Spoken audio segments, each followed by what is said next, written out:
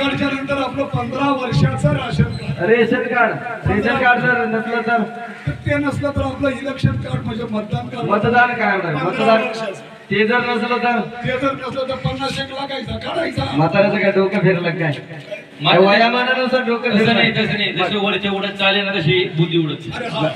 2.5 लाखाच्या आतमध्ये उत्पन्नाचा दाखला. 2.5 लाखापेक्षा म्हणजे 50 का बरं सांगितलं. विसर पडला काय घ्या सांभाळून. बर त्याच्यानंतर पाहिजे स्वतःचा हमीपत्र.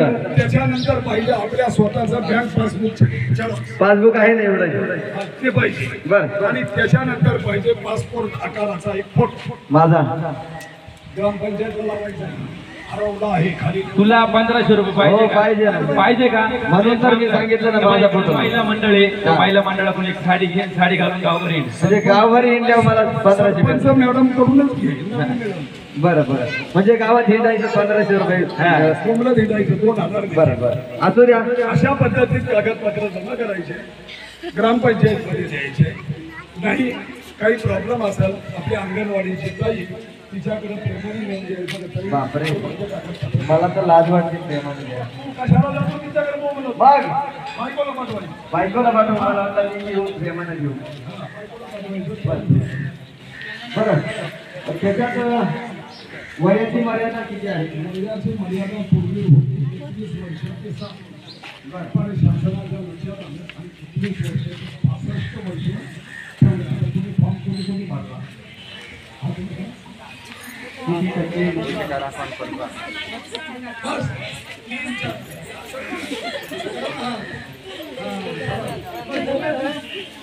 बरं 30 तारखेच्या आतमध्ये फॉर्म भरला तर 2 महिन्याचे पैसे तुमच्या खात्यावर जमा होईल.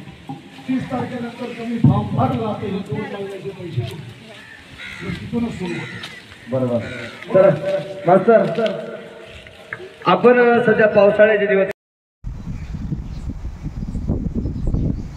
हा अनंतरंग फाउंडेशन वाघेरे तालुका इगतपुरी जिल्हा नाशिक इथला हा कलासंचय आणि महाराष्ट्र शासनाच्या माहिती व जनसंपर्क कार्यालय नंदुरबार येथून जो नंदुरबार तालुका आणि शहादा तालुका ह्या 2 तालुक्याचे जे आमच्या आदिवासी बांधव आहे ह्या आदिवासी बांधवांच्या ज्या काही शासनाने योजना सांगितल्या गेल्या त्या योजना पोचवण्याचं काम महाराष्ट्र शासनाने ह्या कलासंचाला दिलं. आणि आज आम्ही या तुमच्या गावामध्ये आलो तर डॉक्टर साहेब विजयजी चौधरी साहेब यांच्याशी आमचा संपर्क झाला आणि संपर्क झाल्यानंतर त्यांनी इथं बरीचशी माणसं स्वतःहून जमा करून ठेवली. त्यानंतर आम्ही आलो आणि आम्ही पण ते आमचं वाद्य वाजवून माणसं जमा झाली. तर आम्ही करावं तेवढं कौतुक कमीच आहे डॉक्टर साहेबांचं आणि आमच्याकडे शब्दही नाहीत. दुसरी गोष्ट या गावच्या पहिला महिला सरपंच ज्या की हिराबाई ठाकरे यांचंही आम्ही अभिनंदन करतो. जो हा इथला स्टाफ आहे कर्मचारी आहेत ग्रामपंचायतचे तसेच ग्रामपंचायत सदस्य आम्ही सर्वांचं अभिनंदन करतो आणि सर्वांना धन्यवाद.